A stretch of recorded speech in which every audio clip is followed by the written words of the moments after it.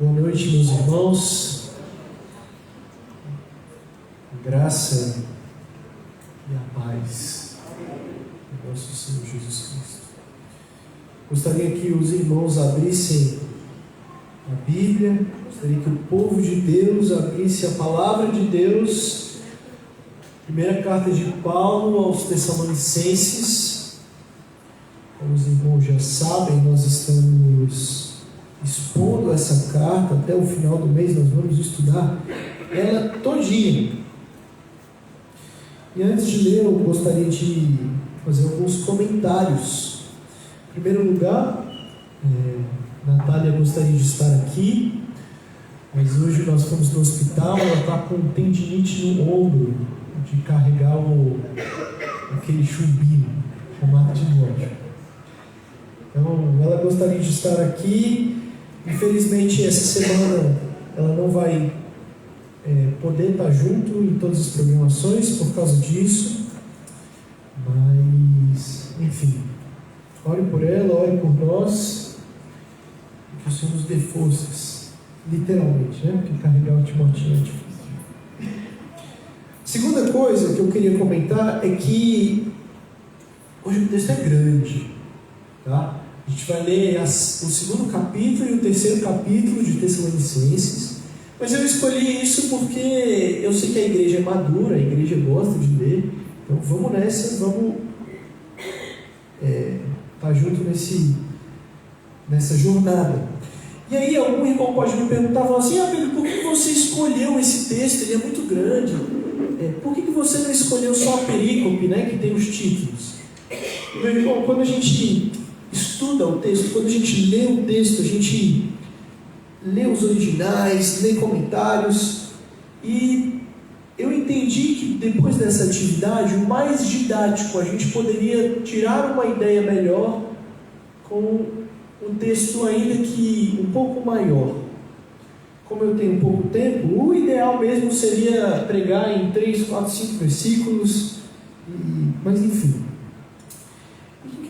Inclusive a divisão ela não é inspirada, né? Os capítulos só foram feitos em cerca de 1.200. Então, quando você for ler a Bíblia, leia a Bíblia toda, não só as partes. Como nós vimos nos jovens, toda a palavra é inspirada, inclusive as genealogias também, né? Então, enfim, leiamos o texto. A palavra do Senhor diz assim, 1 Tessalonicenses capítulo 2, versículo 1. Atenção. Porque vós, irmãos, sabeis pessoalmente que a nossa estada entre vós não se tornou infrutífera, mas apesar de maltratados e ultrajados em Filipos, como é do vosso conhecimento, tivemos ousada confiança em nosso Deus para vos anunciar o Evangelho de Deus em meio a muita luta. Pois a nossa exortação não procede de engano, nem de impureza, nem se baseia em dolo. Pelo contrário, visto que fomos aprovados por Deus a ponto de nos confiar a Ele o Evangelho. Assim falamos não para que agrademos a homens, e sim a Deus que prova o nosso coração. A verdade é que nunca usamos de linguagem de bajulação, como sabeis, nem de intuitos gananciosos. De Deus é testemunha disso. Também jamais andamos buscando glória de homens, nem de vós, nem de outros. Embora pudéssemos, como enviados de Cristo, exigir de vós a nossa manutenção, todavia nos tornamos carinhosos entre vós, qual ama que acaricia os próprios filhos. Assim, querendo-vos muito, estávamos prontos a oferecer-vos não somente o Evangelho de Deus, mas igualmente a própria vida. Por isso que vos tornastes muito amados de nós. Porque vos recordais, irmãos, do nosso labor e fadiga, e de como noite e dia, labutando para não vivermos à custa de nenhum de vós, vos proclamamos o Evangelho de Deus. Vós e Deus sois testemunhas do modo que piedosa, justa e irrepreensivelmente procedemos em relação a vós outros que credes. E sabeis ainda que de que maneira como pai a seus filhos, a cada um de vós exortamos, consolamos e admoestamos para viver de modo digno de Deus, que vos chama para o seu reino e glória.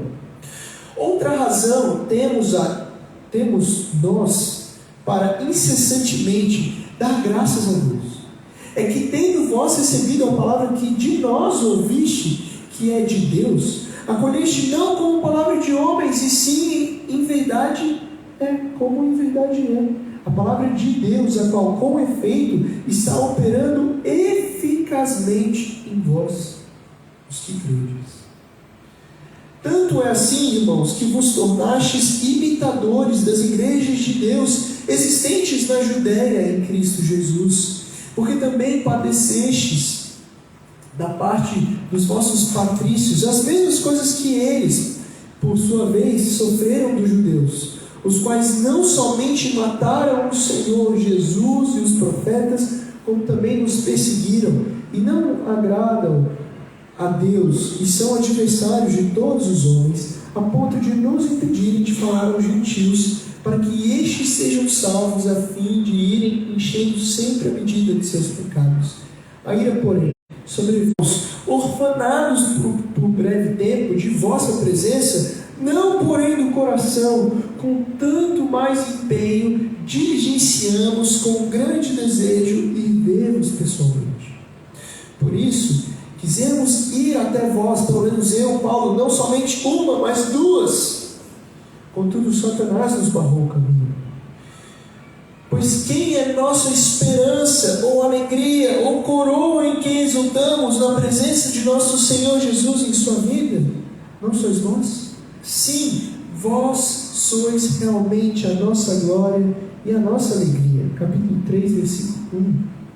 Pelo que não podendo suportar mais o cuidado por vós, pareceu-nos bem ficar sozinhos em Atenas e enviarmos nosso irmão Timóteo, ministro de Deus no Evangelho de Cristo, para, em benefício da vossa fé, confirmar-vos e exortar-vos, a fim de que ninguém se inquiete com essas tribulações. Porque vós mesmos sabeis que estamos designados para isso.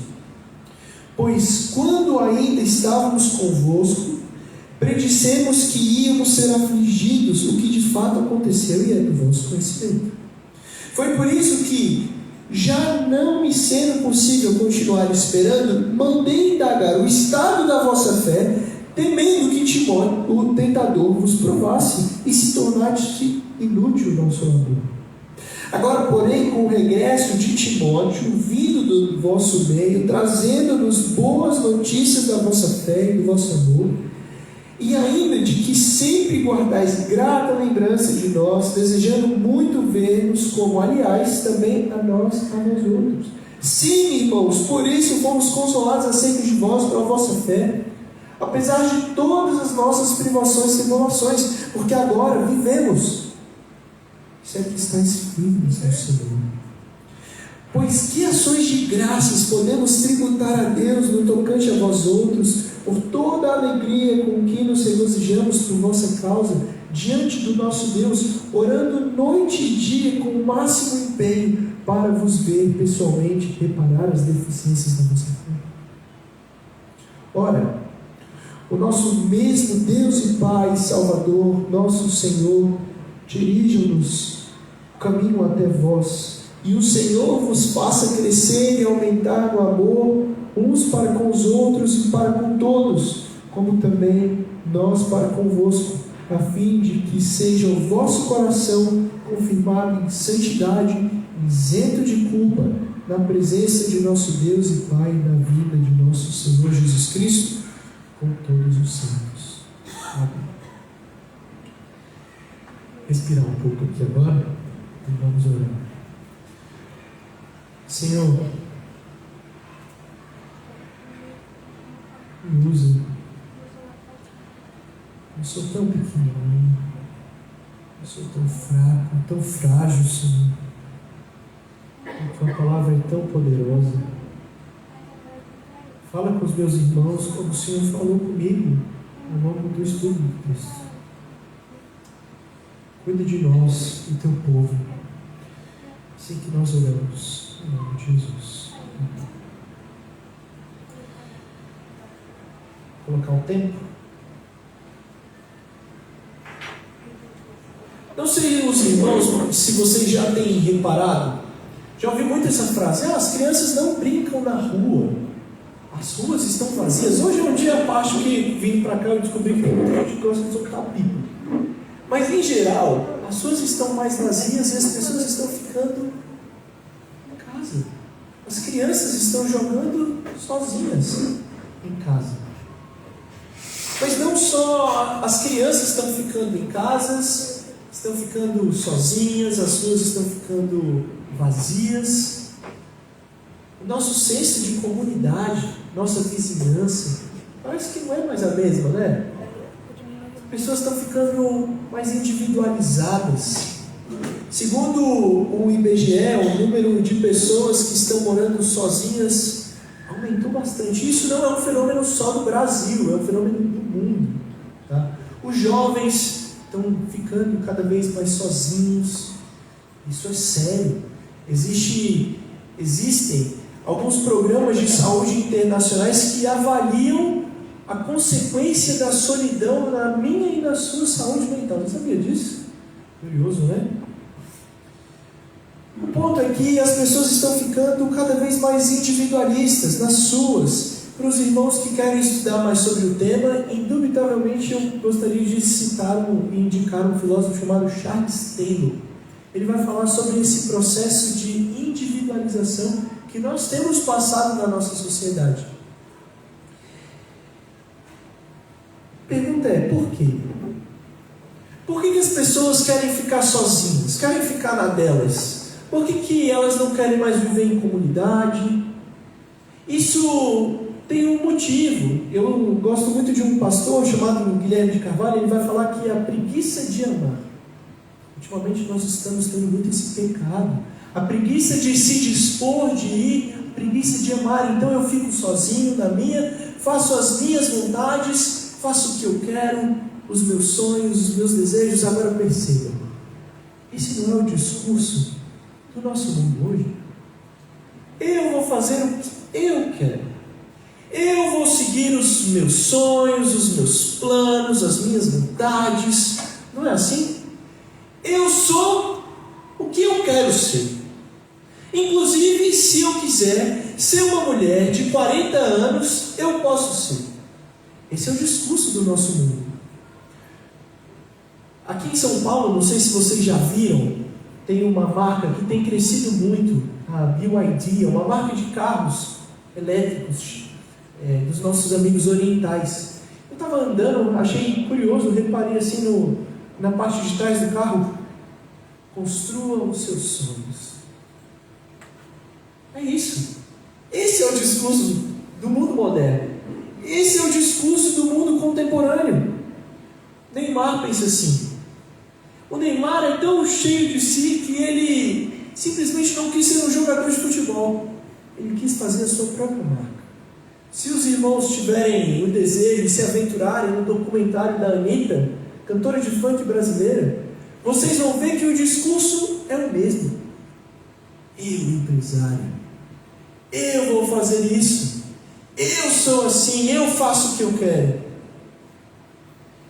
Por vezes, meus irmãos, às vezes a gente passa por isso, a gente quer fazer as nossas vontades, os nossos desejos, seguir a nossa história. Mas hoje nós vamos ver que o povo de Deus vive a história de Deus. O povo de Deus vive a história de Deus. E nós vamos chegar nessa conclusão, olhando o nosso texto, de 3 formas. O apóstolo Paulo, não sei se vocês perceberam, ele conta uma história. Ele conta o passado dele, na igreja de Tessalônica. Ele conta o presente, como ele está naquele momento. E no final do texto ele conta o futuro. Tendo essa perspectiva, olhando como o apóstolo Paulo conta essa história, nós vamos perceber que o povo de Deus vive a história de Deus nesses 3 momentos. Então, em primeiro lugar, veremos como Paulo conta sobre o passado. Capítulo 2, versículo 1 a 16. Então, em primeiro lugar, quando Paulo olha para o seu passado, ele olha de uma forma muito humilde.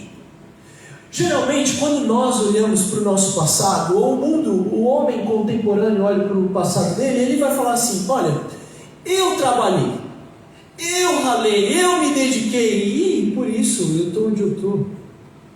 Eu construí, eu me dediquei, eu sou assim, eu vivi a minha história. Olha como eu sou bom. Minha força, minha ousadia, minhas ideias, o meu empreendedorismo, a minha habilidade, graças a mim, cheguei onde estou. Às vezes a gente tem desses discursos na igreja. Eu preguei para tantos, eu evangelizei tantos. A gente faz isso. Mas Paulo não é assim. Porque mesmo fazendo tantas coisas, mesmo sendo um homem de Deus, mesmo se dando tanto, Paulo não olha para o seu passado com glória. Paulo é um homem humilde, ele é apenas um instrumento do Senhor. A história passada de Paulo não tem como referência ele mesmo, como se ele fosse o centro, como se ele fosse o Todo-Poderoso, como se ele fosse o herói da história. Paulo entende que o que ele viveu não é centralizado nele mesmo. Por quê? Porque se a história de Deus, Paulo vive a história de Deus e não a história dele. Então, quando Paulo vai contar no verso 1 em diante o que aconteceu ali em Tessalônica, ele comenta o seguinte, leia comigo o versículo 2: mas apesar de maltratados e ultrajados em Filipos, como é de vosso conhecimento, tivemos ousada confiança em nosso Deus para vos anunciar o Evangelho de Deus, mesmo em meio à luta. Então perceba, Paulo ele poderia falar assim: olha como eu sou bom, como eu sou evangelista, eu preguei mesmo em meio à luta, eu preguei mesmo em meio a perseguições. Mas ele fala assim: não, o Senhor me deu ousada confiança. Foi o Senhor que me deu ousada confiança. Essa confiança está fundamentada em Deus. Paulo não se vangloria do que ele fez, nem do que ele fala, porque ele entende que não é mérito dele. O que ele fala não é ideia dele, é de Deus, é dado por Deus, é dádiva de Deus. O Evangelho é dádiva de Deus. E nessa atitude de Paulo nós aprendemos a moldar o nosso coração, porque somos tentados a nos vangloriar quando pregamos o Evangelho. A gente se vangloria: hoje eu preguei o Evangelho. Mas Paulo não faz isso. Paulo vive uma vida simples, humilde. Cabe a nós simplesmente nos gloriar em Deus e viver a história de Deus, e não a nossa. Fazer a vontade de Deus e não a nossa. Agora, existe um contexto importante, porque Paulo estava em meio a perseguições, e quando a gente fala que Paulo está em meio a perseguições, a gente não entende isso, mas vamos abstrair um pouco, fecha o olho. E eu queria, não precisa necessariamente fechar o olho, só quero que você pense, tá? Perseguição no mundo de hoje. Quando a gente fala em perseguição no mundo de hoje, a gente está falando de você estar em casa tranquilo e a sua casa ser invadida. A sua casa ter a porta quebrada porque você é cristão. A gente está falando de grupos terroristas armados que buscam as garotas da nossa igreja, porque pelo fato delas serem cristãs, elas cuidam melhor do corpo delas, e é isso que o comandante quer. Quando a gente fala de perseguição no mundo moderno, é isso aqui.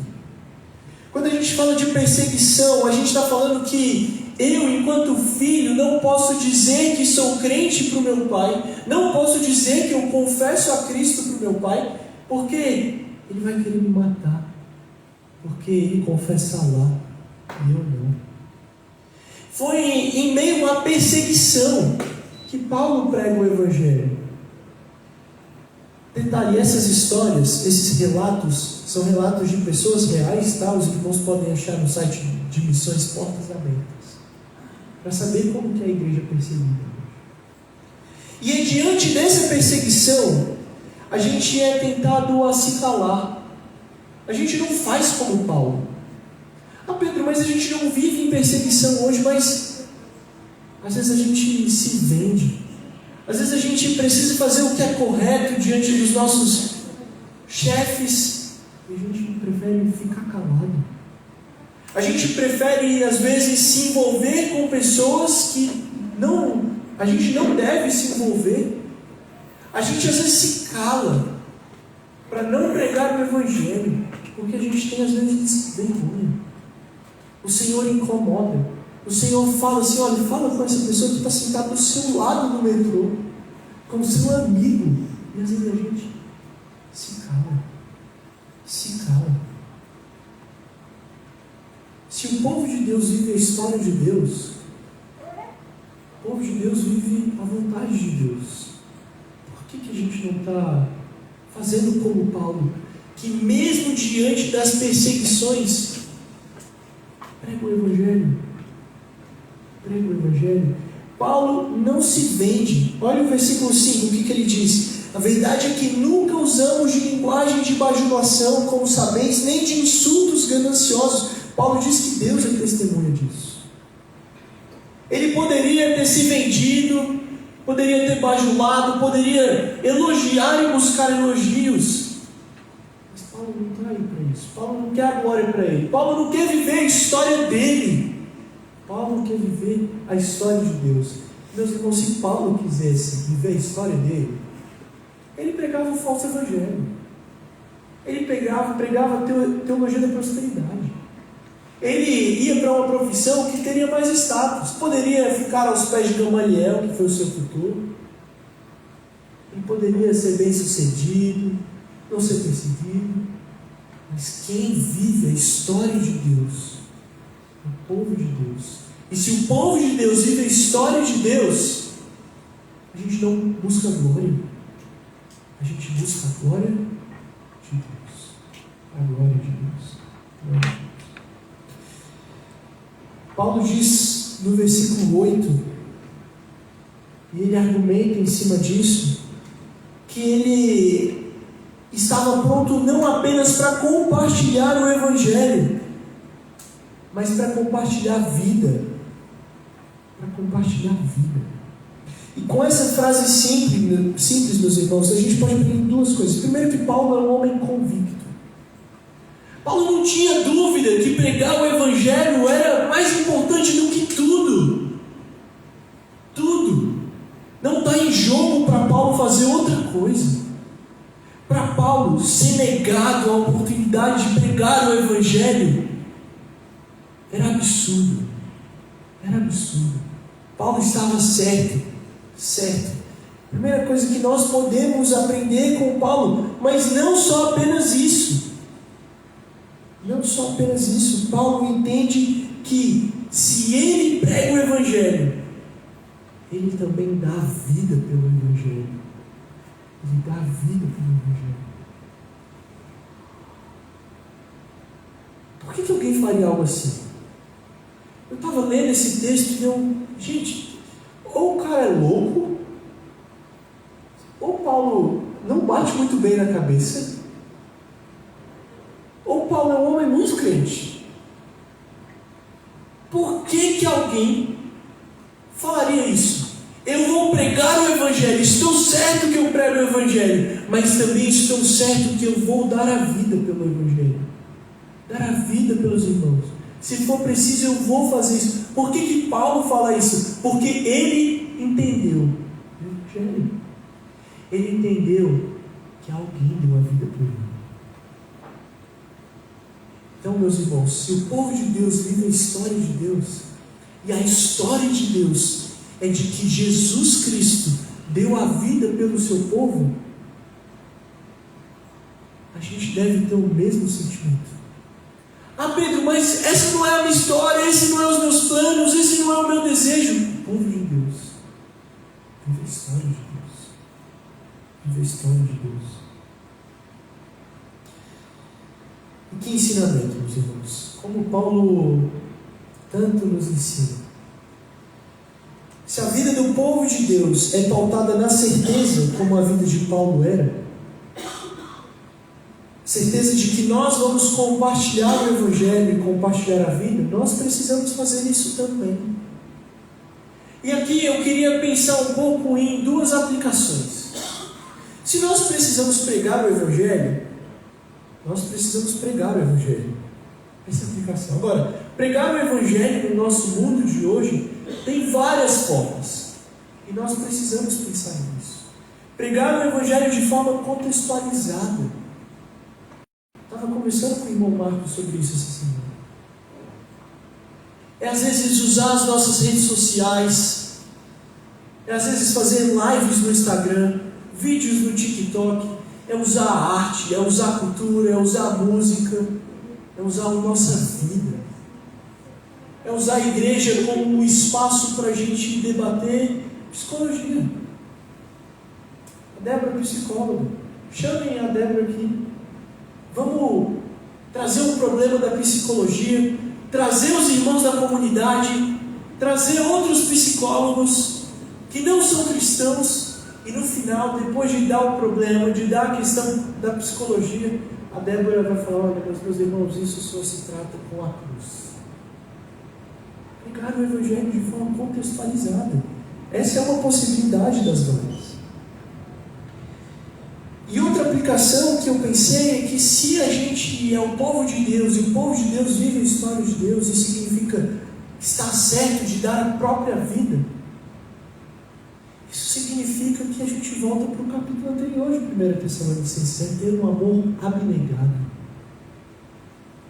Essa semana eu fiquei pensando na disposição do pastor Ferreira e da Regina de abrir a casa para dois estranhos, como eu e a Natália, e um bebezinho, para ficar com eles durante um mês. Que amor essas pessoas têm. Que amor. Nós precisamos ter um amor a ponto de dar a vida pelo nosso irmão, de cuidar do nosso irmão, gastar tempo com o nosso irmão. Essa é a vida cristã. Paulo fez isso porque entendeu de Jesus. E por que não a gente? Por que não a gente? A gente, então, observou até aqui que Paulo conta a história do seu passado, tendo como referencial o próprio Deus. Paulo não se vangloria, Paulo não dá glória para si mesmo, Paulo não é um homem que se enche de si e fala assim: eu falo coisas bonitas, faço coisas bonitas. Paulo vive a história de Deus se negando e fazendo tudo para a glória de Deus. Vimos isso, que Paulo faz isso contando o seu passado e agora contando o seu presente. O seu presente. Para isso, avance um pouco no texto comigo. Nós vamos estudar agora o verso 17 do capítulo 2 até o verso 10 do capítulo 3. A gente sabe que Paulo amava essa igreja. Não só pelo domingo passado, nós vimos isso, que Paulo tinha um grande amor pela igreja dos Tessalonicenses. Esse amor resulta na vida de Paulo dar não só o Evangelho, mas a vida por eles. Esse amor que o apóstolo tinha por aqueles irmãos fazia com que houvesse no próprio Paulo um desejo de estar com esses irmãos, como nós vemos no verso 17. Olha aí o que diz o verso 17. Ora, irmãos, nós, irmãos, orfanados por breve tempo de vossa presença, não porém de coração, com tanto mais empenho, diligenciamos com grande desejo ir ver-vos pessoalmente. Paulo está dizendo que ama aquela igreja, mas ele está orfanado, ele está sozinho, ele está longe daqueles irmãos fisicamente, ainda que o seu coração esteja lá. Ainda que o seu coração esteja lá. E aí Paulo, ele tem o desejo de visitar aqueles irmãos. E esse desejo de Paulo, como diz a palavra, é um desejo diligente. Paulo faz questão de visitar aqueles irmãos. Não é um desejo passivo do tipo assim, vamos marcar. Você já conversou com uma pessoa e falou assim, vamos marcar? Não, gente, Paulo deseja ir. E o desejo de Paulo é sério. Ele fala assim, vamos, eu quero, faço questão de ir. Faço questão de ir. E ele tenta, a palavra diz que ele tenta não só uma, mas 2 vezes, no versículo 18, mas Satanás o impede. E o que a história de Paulo nos ensina aqui? A história presente de Paulo. É que ainda, meus irmãos, que os nossos desejos sejam bons, sejam lícitos, pode ser que não seja da vontade de Deus. Pode ser que não seja da vontade de Deus, porque Deus não quis que Paulo voltasse para Tessalônica. E os irmãos que são muito atentos, falam assim, Pedro, não foi Deus que não quis, foi Satanás que barrou Paulo. O texto diz, Pedro, de onde você está tirando que Deus não quis? Mas, meus irmãos, em última análise, é sempre Deus. E Satanás, ele é escravo de Deus. Satanás não tem força nenhuma, não tem força alguma. Deus determina a última palavra. Deus determina a última palavra. Hoje nós vemos nos jovens que Jesus é Rei Todo-Poderoso. Então, por causa disso, Satanás está debaixo da vontade de Deus. Isso não dá um consolo? Não é bom saber que Deus controla todas as coisas? Não é bom. Não é bom estar debaixo da vontade desse Deus maravilhoso. Agora perceba, meu irmão, que se Paulo tem a vontade de estar com esses irmãos e o seu desejo é ativo, ele vai atrás, existe algo anterior. Paulo ama a igreja. E por amar a igreja, por amar o povo de Deus, Paulo quer estar com o povo de Deus. O que isso nos ensina? Que o povo de Deus ama ficar com o povo de Deus. O povo de Deus ama ficar com o povo de Deus. O povo de Deus se relaciona com o povo de Deus. E eu não estou falando só de amizades. Eu estou falando de relacionamentos amorosos. Eu estou falando de estar junto. Eu amo estar com a Ana, porque ela é minha irmã. É bom estar com ela. Eu procuro estar com ela. Eu procuro estar com os irmãos durante a semana. Eu quero estar com os irmãos. O povo de Deus ama ficar com o povo de Deus. Por isso que Paulo queria e foi atrás daquela igreja. Porque ele ama o povo de Deus. Porque ele ama o povo de Deus. Agora, olha, se Paulo foi impedido, se Paulo não pôde ir ver os Tessalonicenses, como nós lemos no capítulo 2, o que ele faz? O que ele faz? Os versículos 1 e 2 do capítulo 3 explicam. Olha para a sua Bíblia comigo. Veja o que Paulo diz. Pelo que não podemos suportar mais o cuidado por vós, pareceu-nos bem ficar sozinhos em Atenas. Ou seja, Paulo estava em Atenas, ele não pôde ir. Para em benefício da vossa fé, confirmar-vos e exortar-vos, a fim de que ninguém se inquiete com essas tribulações. Paulo entende que é necessário ficar em Atenas, enviando Timóteo, eu pulei uma parte do texto, perdão. Mas ele envia Timóteo, e a função de Timóteo é clara, ainda no verso 2 e no verso 3: fortalecer e animar a fé daqueles irmãos, com o objetivo de que ninguém se inquiete com essas tribulações. Por que Paulo faz isso? Por que Paulo não pode ir e ele envia alguém no lugar dele? A parte B do verso 3 responde: porque eles foram designados para isso. Meus irmãos, se o povo de Deus vive a história de Deus, quem está no centro da história é o próprio Deus. Certo? Não a gente. E não a gente. Quem estabelece a nossa função e os nossos objetivos é o próprio Deus. Por que eu estou falando isso? Porque Paulo envia Timóteo não como um guru espiritual, olha, eu estou enviando Timóteo e vocês precisam obedecer tudo que Timóteo fala cegamente. Eu estou enviando Timóteo porque Timóteo vai encher o ego de vocês. Não é isso. O povo de Deus vive a história de Deus e vive os propósitos de Deus. E o nosso propósito, assim como o de Paulo e Timóteo, é fortalecer a fé dos nossos irmãos. Dos nossos irmãos. Eu fico imaginando se Paulo fosse um homem do nosso tempo. Talvez ele gostaria de voltar para a igreja de Tessalônica para curtir, pegar uma praia. Mas o desejo de Paulo é um desejo nobre. Fortalecer a fé daqueles irmãos. E aí, meus irmãos,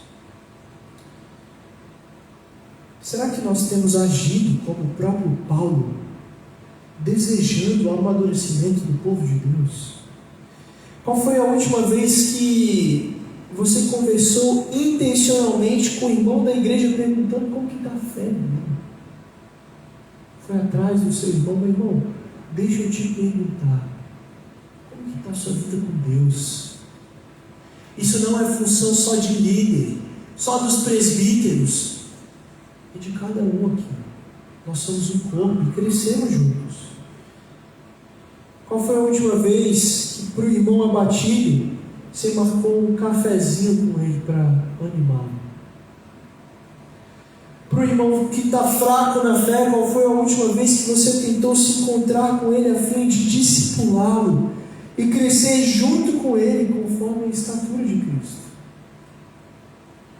Se o povo de Deus vive a história de Deus no presente, então no presente nós devemos viver sobre os propósitos de Deus. E aí eu repito, meus irmãos, isso aqui não é só função do pastor.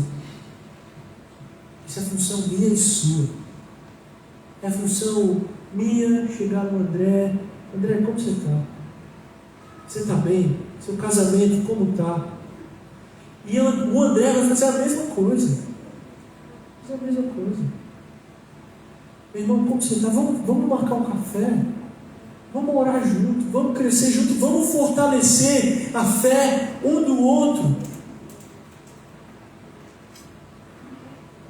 Então, continuando no verso 6, Paulo manda Timóteo. Só que Timóteo, quando Paulo escreve, já tinha voltado para Atenas, compartilhado com Paulo essa mensagem. E nós sabemos que Timóteo realizou o propósito pelo qual ele havia sido enviado, e ele traz boas notícias. No domingo passado nós vimos que o povo de Deus é reconhecido por uma verdadeira espiritualidade, e Timóteo chega com essa boa notícia. Paulo, é o seguinte, eles não estão sendo levados por aquelas tribulações, eles estão vivendo uma verdadeira espiritualidade, eles estão sendo excelentes filhos de Deus, eles têm vivido na fé e no amor apesar das perseguições. E essa mensagem traz tanta alegria para Paulo, tanta alegria, a ponto de, no verso 8, Paulo dizer que se eles estão firmes no Senhor, se eles estão amando a Deus, se eles estão amando o próximo, se eles estão tendo esperança na sua vida, Paulo vive. Paulo vive. A vida de Paulo só tem sentido se aqueles irmãos estão bem na fé. Bem na fé. Se eles estão vivendo uma verdadeira espiritualidade. Olha que bonito o desejo de Paulo. Porque como nós vimos no começo do sermão, e como os irmãos já sabem, geralmente a gente vive falando assim, olha, não aconteceu isso que eu queria. E aí a gente para de viver, a gente se acaba. Eu faço as minhas vontades e eu vivo a minha história. E quando isso não acontece, a gente... O homem contemporâneo acha que porque ele sente alguma coisa, ele pode ser isso. Então, se eu sinto um desejo de me casar com um boneco, como existem, não sei quantos já viram isso. Eu posso ser assim. Mas em última análise, você vai se deparar com um problema, porque é impossível. E quando você for real consigo mesmo, você vai cair em desespero. Em desespero. E aí você meio que morre. Onde está a nossa vida? Sabe? Para Paulo, a vida de Paulo não é um desejo dele. Não é um desejo não fundamentado, não é um desejo tolo, não é um desejo vão. Paulo só vive porque os irmãos dele estão firmes na fé. Paulo só consegue dormir de noite porque ele sabe que o irmãozinho dele, da igreja de Tessalônica, está bem na fé. Está bem na fé. E às vezes a gente dorme sem nem pensar no irmão. A gente sabe que aquele irmão está mal. A gente sabe que aquele irmão está fraco. Aquele irmão está se desviando, saindo do caminho, mas a gente passa batido. Esse não é o sentimento de Paulo. Paulo entende que se ele faz parte do povo de Deus, ele vive a história de Deus. E a história de Deus é criar um povo para si. Criar um povo para si. Paulo faz questão de lutar por essa história, por esse povo. Como que tem sido o nosso desejo? O nosso desejo? Será que a gente tem vivido como Paulo? Ou será que a gente tem vivido como um homem moderno? Vivendo os nossos amores, buscando as nossas felicidades? Paulo termina falando do presente, dizendo que as notícias de Timóteo deu a ele e traz a ele muita alegria. O que nos leva à pergunta do verso 9, olha aí. Pois que ação de graças podemos render a Deus no que se refere a vocês, toda a alegria com que nos regozijamos por causa de vocês diante de nosso Deus? Qual é? Qual é a ação de graças que podemos render a Deus? São tantas alegrias que vocês me trazem. Eu gostaria de trazer ações de graças a Deus. Ações de graças. Assim, o verso 10 termina o aspecto presente com a oração sincera de Paulo, buscando suprir a fé daqueles irmãos. Portanto, também no presente, o povo de Deus vive a história de Deus. Agora, o povo de Deus vive a história de Deus não apenas no passado, e não apenas no presente, mas também no futuro. E agora, já indo para o final, para o terceiro ponto, olha como que Paulo avalia o futuro dele.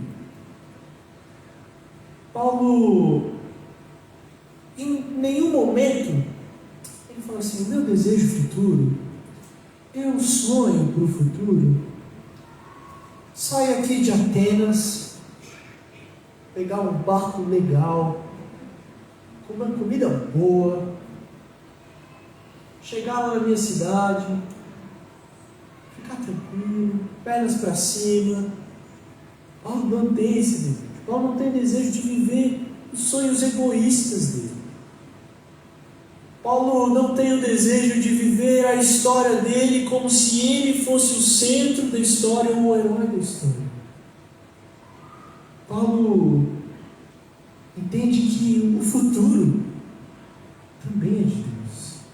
Então os desejos de Paulo, observe no verso 11, é que ele ora pedindo para Deus, para que Deus dirija o caminho daquela igreja. Esse é o desejo de Paulo. Direção de Deus. No verso 12, que o amor desse povo cresça e aumente, que a santidade desses irmãos seja confirmada,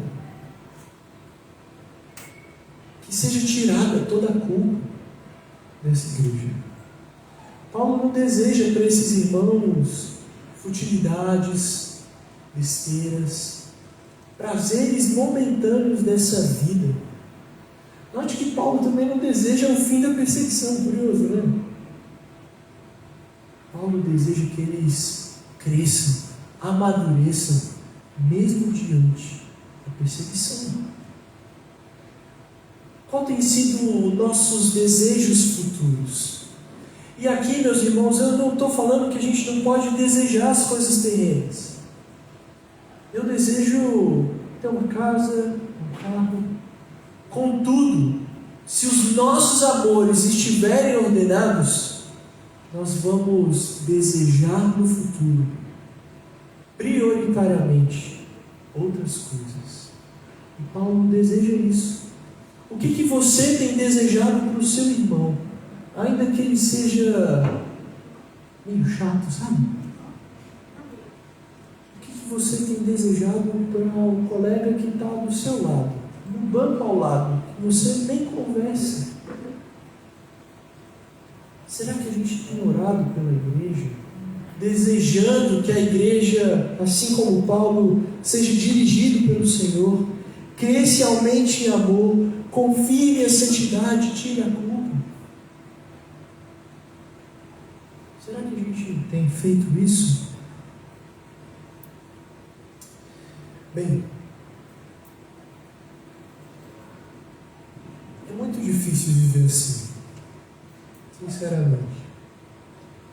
A gente olha para o nosso passado com o desejo de se vangloriar, olha para o presente querendo fazer as nossas vontades e olha para o futuro tendo às vezes desejos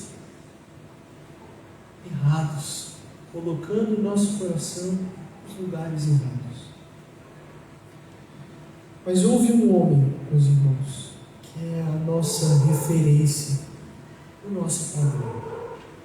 Um homem que podia ter tudo, ou melhor, tinha tudo. Era dono de toda prata e todo ouro. Você olhava para qualquer templo e ele falava, é meu. Ele tinha toda a sabedoria e todo o domínio, mas decidiu não fazer a sua vontade. Decidiu viver a história de Deus.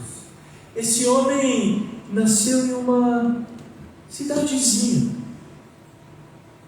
Ficou em uma manjedoura e decidiu viver a história de Deus.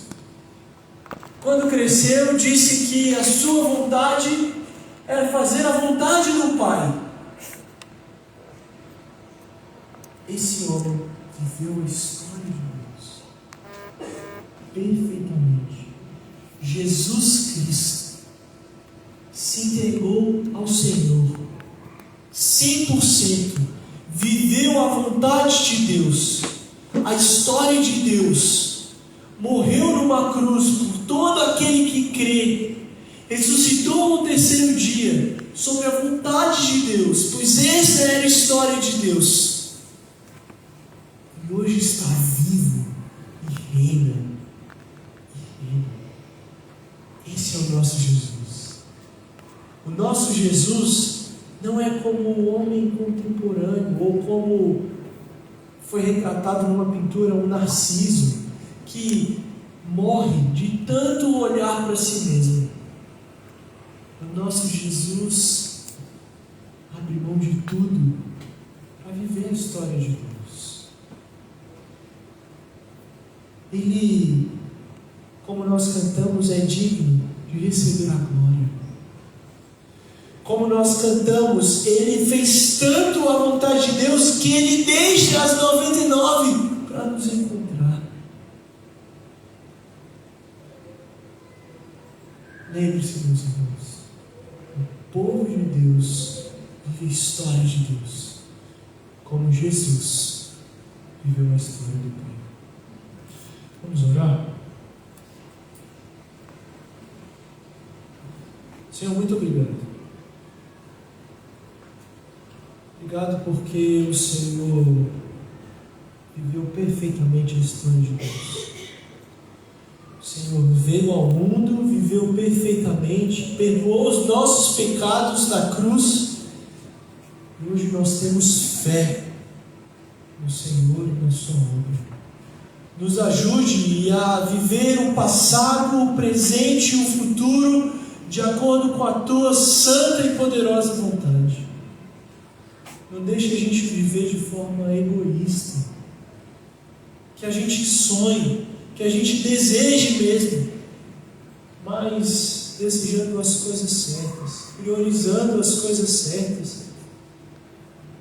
Que a gente saiba desejar as coisas terrenas, mas sempre lembrando que as coisas celestiais são maiores. Cuida do teu povo, cuida de nós, que possamos sempre lembrar de Jesus, o exemplo maior, possamos imitá-lo para a sua obra, para a sua glória.